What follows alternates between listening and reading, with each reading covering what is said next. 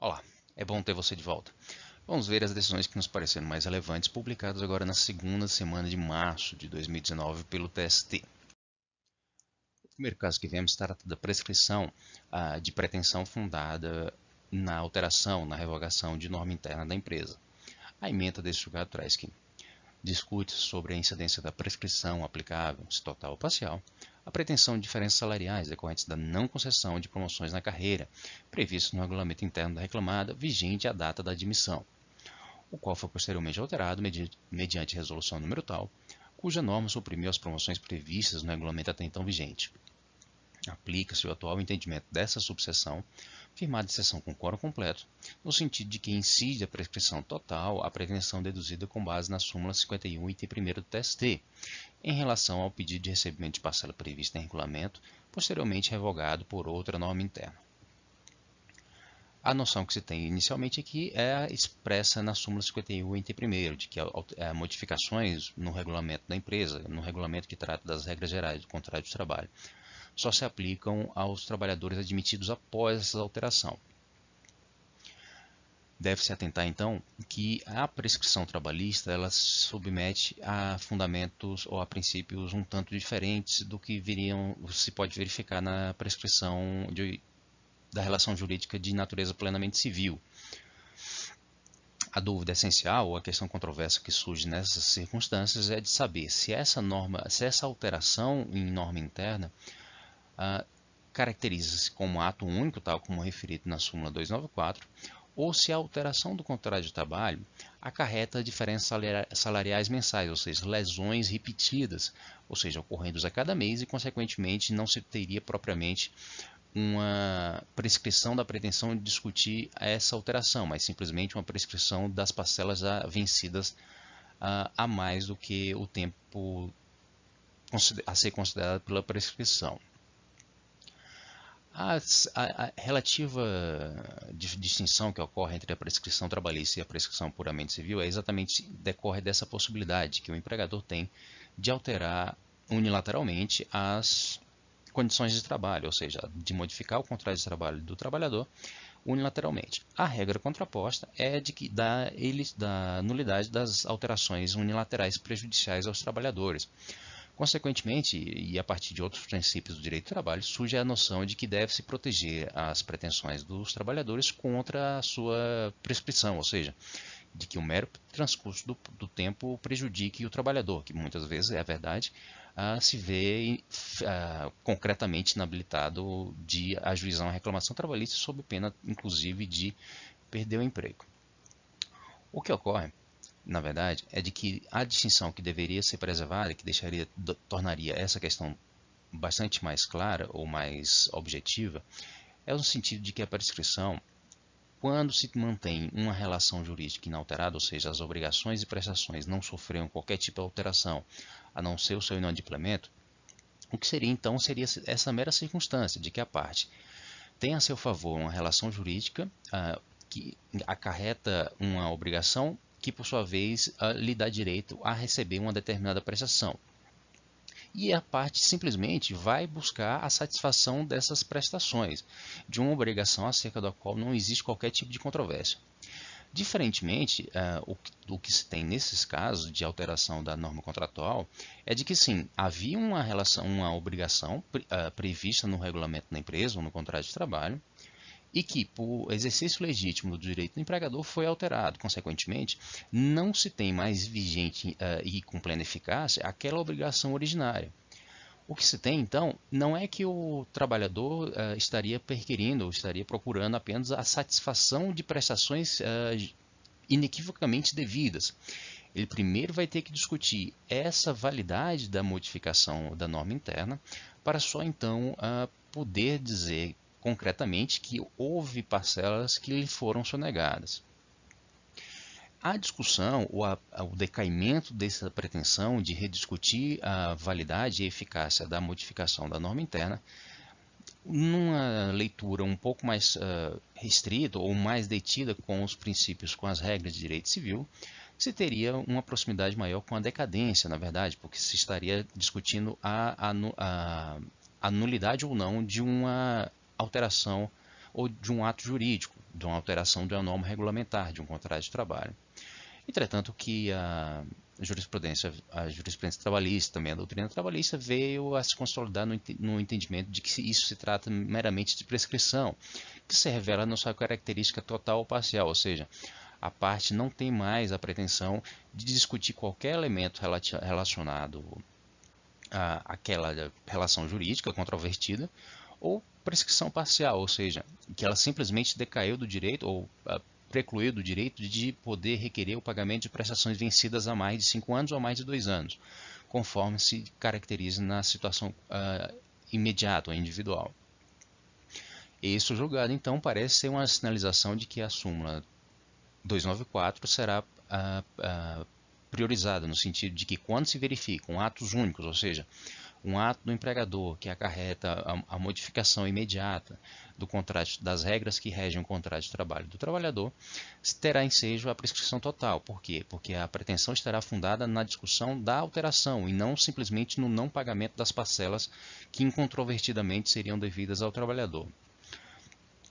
E, consequentemente, a prescrição total, especialmente quando não se houver essa parcela prevista em lei.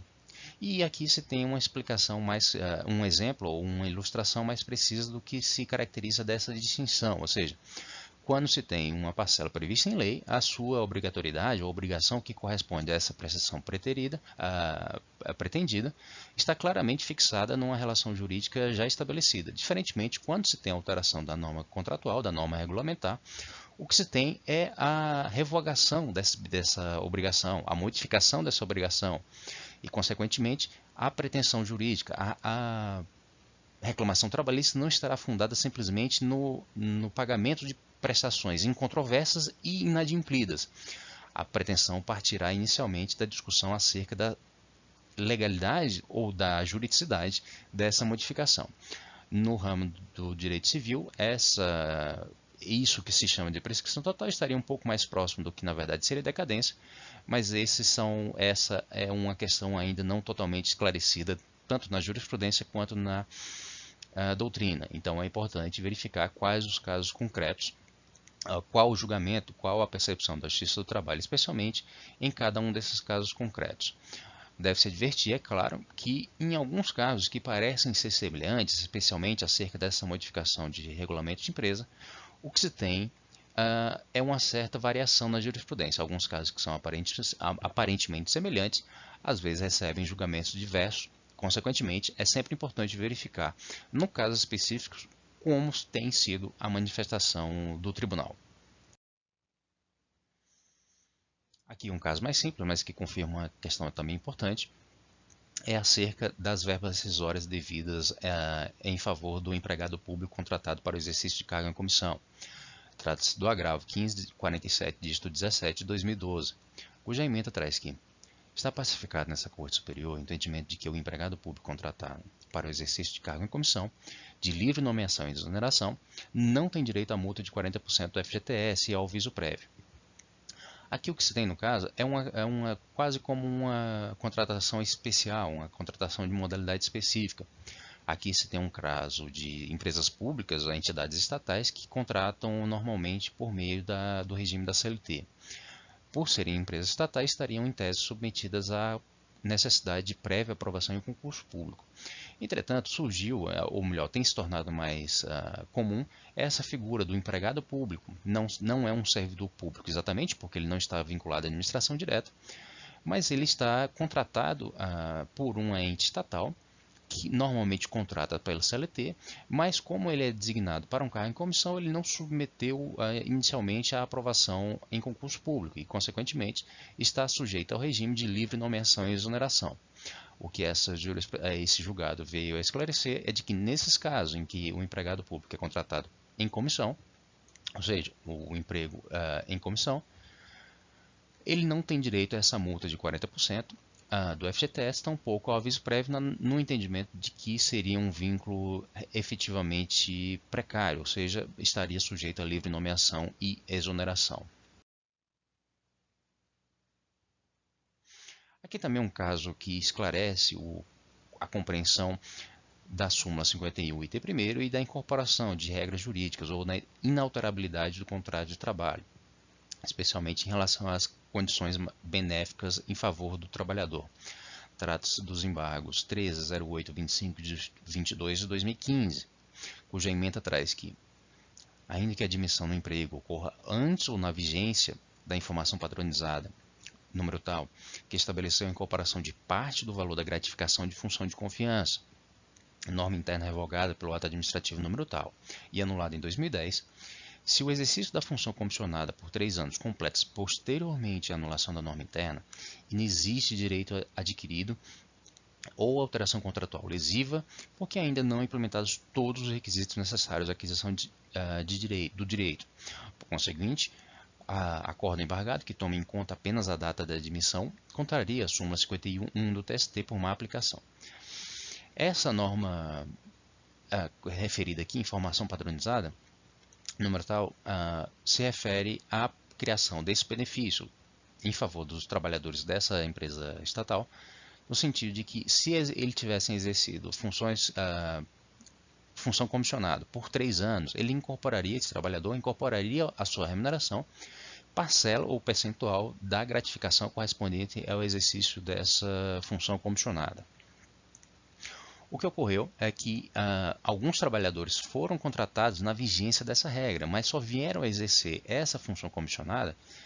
quando a norma já teria sido inclusive anulada ou mesmo revogada. Uma primeira leitura do entendimento expresso na súmula 51, item 1º, daria a noção de que o trabalhador teria direito à vigência das normas vigentes ao tempo da sua admissão, ou ainda a da incorporação ao seu contrato de trabalho de todas as normas que lhe fossem benéficas. O que esse julgado vem trazer de especial é essa consideração, de que ainda que haja a revogação de uma norma vigente ao tempo da admissão do trabalhador, o gozo efetivo do benefício estabelecido nessa norma depende da satisfação dos requisitos objetivos, ou seja, ainda que ao tempo da admissão do trabalhador houvesse essa norma que garantia a incorporação da remuneração de parcela da gratificação, seria necessário que o trabalhador tivesse cumprido esse tempo de serviço ao tempo em que a norma era vigente. Sim, há uma aparente contrariedade à súmula 51, ao que habitualmente se compreendia como o entendimento revelado na súmula 51, mas o que entendeu é que a garantia do contrato de trabalho, ou das normas mais benéficas ao trabalhador, e da inalterabilidade do contrato de trabalho, tem que estar relacionada ao efetivo a implementação de todos os requisitos contemplados na norma que foi revogada. O próximo caso que vemos esclarece da possibilidade de que o Tribunal Regional examine a questão da prescrição, ainda que a parte que foi vencedora na primeira instância não tenha interposto recurso próprio para tratar dessa matéria, mas apenas alegado em contra-razões ao recurso da parte adversa. Trata dos embargos 10.39.00 dígito 80 de 2012, cuja ementa traz que a prejudicial de prescrição total foi arguida na defesa, rejeitada pela sentença que julgou improcedente os pedidos iniciais e renovada por meio das contrarrazões, o que autoriza o seu conhecimento nos termos da jurisprudência sedimentada em precedentes do STJ, dessa subseção e de turmas desse tribunal. Se o TST já consolidou seu entendimento acerca da possibilidade de exame de matérias preliminares e prejudiciais, desde que suscitada até as contrarrazões ao recurso ordinário, ou, no caso da súmula 393, item 1º, nem necessário seria fazê-lo nas contrarrazões, mistério-se manter a coerência também nesse caso, em que a parte arguiu a prescrição em sede de defesa e retirou em contrarrazões. Aqui o que se tem? A parte reclamada alegou a prescrição, o que foi rejeitado pelo juiz da vara do trabalho. Entretanto, no prosseguimento do julgado, o juiz entendeu que os pedidos formulados pela parte reclamante seriam improcedentes. Consequentemente, a parte que alegou a prescrição seria vencedora, não havendo assim, então, um interesse imediato em interposição de recurso. Entretanto, a parte reclamante, em vista da sua sucumbência, interpôs recurso. Nessa ocasião, ao contrarrazar esse recurso, a parte reclamada alega novamente a prescrição, para que ela venha a ser analisada pelo Tribunal Regional. Havia então uma certa divergência acerca da possibilidade ou não desse conhecimento da prescrição a partir da sua mera alegação em contrarrazões, ou melhor, da sua reiteração nas contrarrazões, uma vez que já alegada em defesa, ou se seria necessária a interposição de recurso próprio para tratar apenas desse tema, ainda que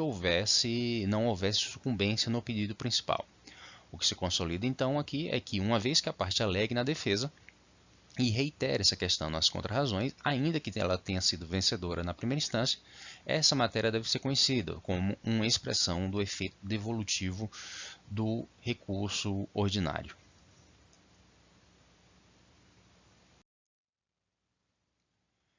Aqui um caso também bastante interessante, que trata da quebra ou não do sigilo bancário de trabalhador quando a instituição financeira averigua movimentações de correntistas. Trata dos embargos 760, dígito 43 de 2010, cuja ementa diz que a jurisprudência iterativa e atual deste Tribunal Superior é firme no sentido de que o exame pela instituição bancária da movimentação financeira de correntista, inclusive de empregados, desde que ocorra de forma indistinta, não implica necessariamente quebra de sigilo, mas sim cumprimento do que determina o ordenamento jurídico, artigo 11 e inciso 2º, parágrafo 2º da Lei 9.613, não configurando, portanto, dano moral passível de indenização. Uma questão que surge às vezes é que, especialmente instituições bancárias, tendem a controlar de forma mais precisa a movimentação bancária de seus trabalhadores, especialmente aqueles que têm maiores acesso a esse tipo de movimentações. O que se vem a qualificar no caso é de que, quando essa atividade é feita de maneira indistinta, sobretudo buscando a fiscalização da legalidade e da regularidade de movimentação financeira ou da utilização do sistema bancário, não se tem propriamente a violação da intimidade do trabalhador, mas simplesmente o exercício regulado do dever, na verdade, da instituição bancária de averiguar movimentações financeiras que aparentemente demonstrariam algum tipo de irregularidade. E, consequentemente, aqui não tem cabimento a condenação ao pagamento de dano moral. E também isso aqui traz implicações para eventuais penalidades que eventualmente sejam imputadas ao trabalhador. Ou seja, se a descoberta dessa irregularidade é feita não de forma imediatamente dedicada contra aquele trabalhador, mas que a fiscalização é feita de forma abrangente, e se encontra algum tipo de irregularidade aparente na movimentação de determinado trabalhador, eventuais punições estariam revestidas então de regularidade e não deveriam ser revertidas pela Justiça do Trabalho. Aqui é um caso que esclarece os limites ou a amplitude da súmula 126. Trata-se do agravo 135800, dígito 60 de 2007, cuja emenda traz que incólume também a súmula 126 dessa corte, uma vez que a guia DAF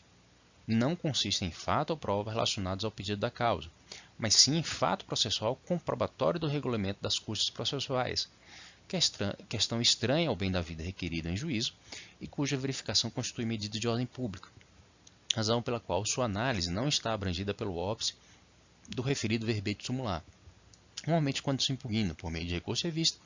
exceção do recurso ordinário declarado pelo regional. Vale lembrar então que a súmula 126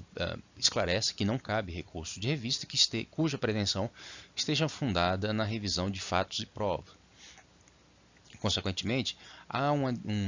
discussão acerca de que se alguns elementos que são mais pertinentes ao ajuizamento ou à tramitação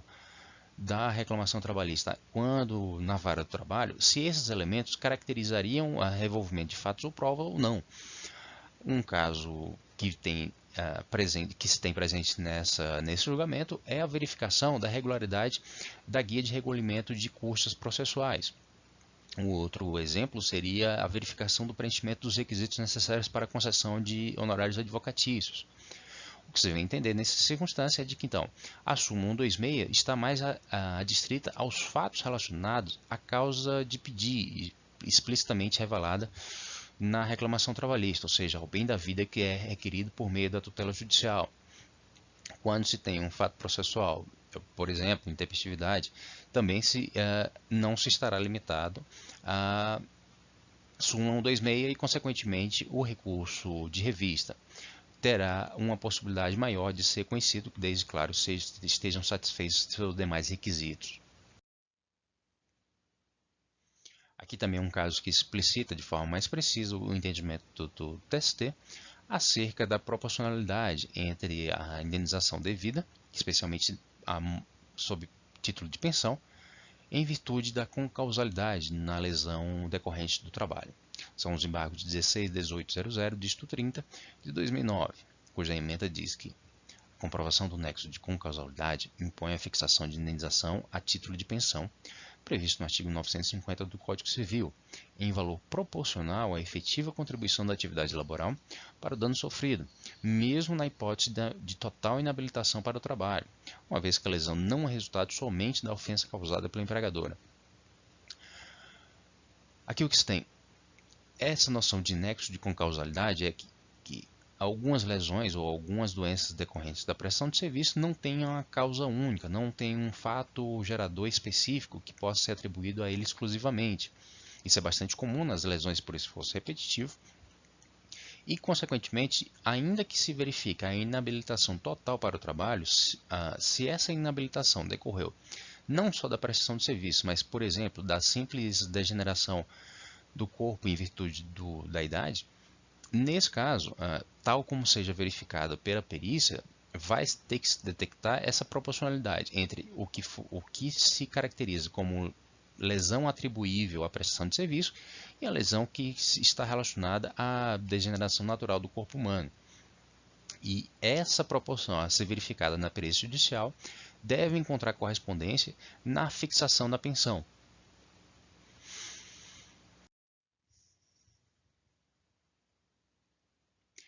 E esses foram os julgados que nos pareceram mais relevantes, publicados agora na segunda semana de março de 2019. Se algum dos temas que surgiram nessas decisões lhe pareçam relevantes ou mereçam atenção destacada, deixe marcado nos comentários desse vídeo e prepararemos um vídeo específico para tratar desse tema. Deixe o seu like nesse vídeo e divulgue-o para quem você acha que possa ter interesse nesse tipo de conteúdo. Eu agradeço a sua atenção e nos vemos no próximo vídeo. Até mais.